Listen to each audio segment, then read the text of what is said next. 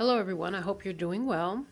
This is my sixth installment on growth through depression. And I've said this before, but depression, at least for me, was something is out of balance. And what it kind of is it kind of forces you to evaluate what's out of balance and fix it. And I have to admit, I had more than one issue that I needed to fix.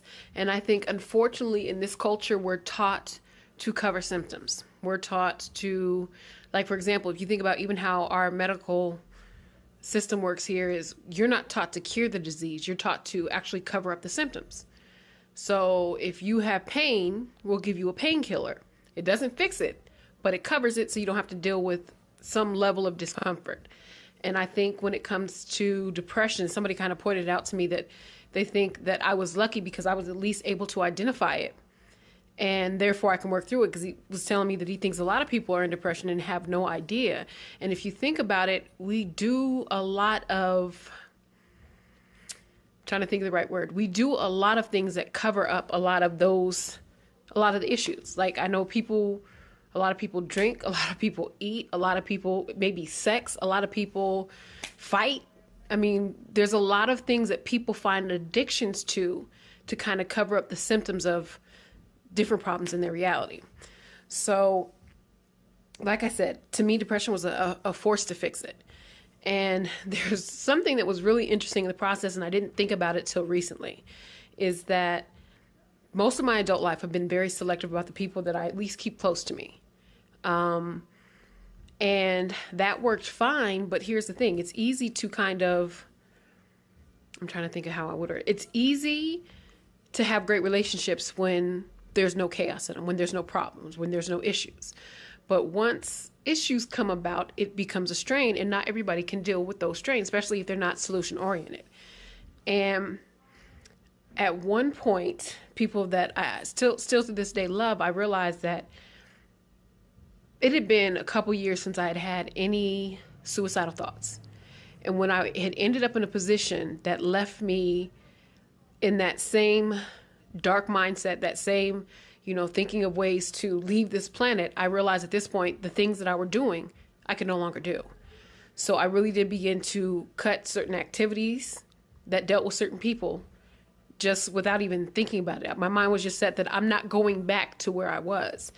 And it's funny because it kind of dawned on me a couple of weeks ago, was what really happened is I reached a point where I said, well, the issue was that I was loving other people more than I love myself. And I'd never thought about it.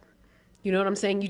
I'd always had this thing where there were certain people that I just really admired and really looked up to. And of course, after you've been doing that so long, and maybe at one point that person was great, perfect, everything that you needed, the nourishment, whatever it was, the laughter, whatever it was that you needed from that person. But as you begin to grow, things begin to change. So if you've got one person that's growing and the other person that's remaining stagnant, there's going to be some imbalance.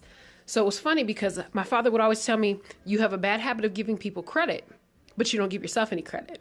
And so it was like at one point I said, you know what? I'm not doing it. I'm not going to be uncomfortable. I'm not going to be unhappy. And most of the time I would do things just because you feel like felt like I was obligated. I didn't want to hurt somebody's feelings. I didn't want to, somebody to question or concern what I was doing, because I wasn't doing the things that I had done before. And I just realized at one point, it doesn't matter. My well-being and my sanity and my happiness is more important than all the little things that you may think, feel, or want to do. And what makes it even worse is you realize you begin to cater to people that you may have this love or admiration for, who really don't know you or care about you. So you're like putting all this energy into an empty black hole. And so, like I said, and at first, what I began to do is begin to compare the opposite way. So I started saying, well, I gave them all this credit for that, but I do this. And so I started, and that was kind of the end of my comparison, because I started realizing we're not the same. They're going to live their life. I'm going to have to live mine, and my life's going to have to be happy, so it's funny because you realize certain people that really have your back, two things they don't do. Number one, they don't co-sign everything you do, even when it's wrong. The other thing they do is they don't find little vicious ways to kind of insult you and attack you. If I love you and there's something that you're doing that I'm concerned about, I'm going to bring it to you in a respectful, honest, and a caring manner. So, because first of all, I want you to hear my message. So I'm going to be careful in how I word it to you and careful in how I deliver it. So when I started realizing these people who I'd had so much admiration for didn't really care how I felt when they said certain things or when they did certain things, I started to say, okay, now it's time for me to pull back. And I'm probably more stubborn now, because if you don't come with good energy, if I'm not learning and growing from you, if we can't respect each other, I just can't deal with you. So one of the prime things that I would say becomes necessary as you start to go through depression is to learn to love yourself unapologetically. And that's probably one of the best and profound lessons that I've learned in this. So anyway, find 1,000 reasons to smile. Thanks for watching. Have a good one.